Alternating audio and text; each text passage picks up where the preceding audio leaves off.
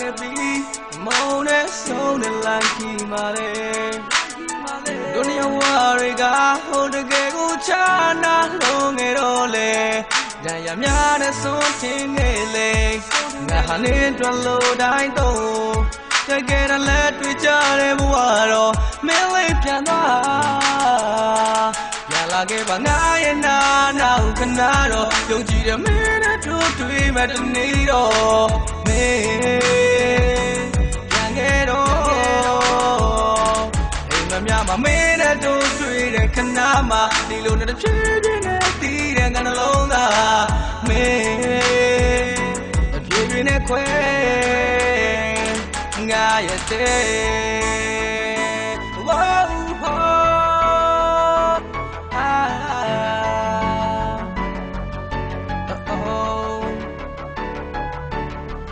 မုံချစ်တာလားဘာကြောင့်လဲမင်းလေးတော့ဖြေပါ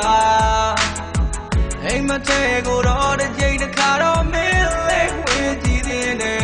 တစ်ချိန်မှရုပ်တရက်လဲကြည့်လိုက်တယ်ကြည့်လိုက်ရင်နာမနဲ့မရှိဘူး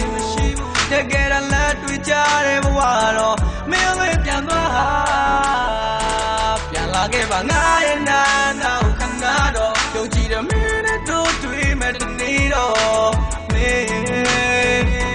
ပြန်ခဲ့တော့အိမ်မများမှာမင်းနဲ့တို့တွေ့တဲ့ခဏမှာဒီလိုနဲ့တစ်ဖြည်းဖြည်းနဲ့တီးတဲ့ငါနှလုံးသားမင်းတစ်ဖြည်းဖြည်းနဲ့ခွဲငါရဲ့တဲ့ဒီနဲ့ငါအသေးကိုမဲလေးခွဲ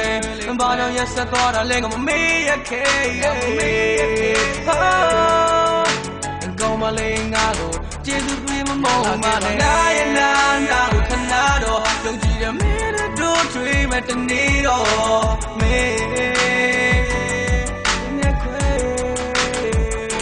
အိမ်မများမှာမင်းနဲ့တို့တွေ့တဲ့ခဏမှာဒီလိုနဲ့ဖြည်းဖြည်းနဲ့တီးတဲ့ငါနှလုံးသားမင်း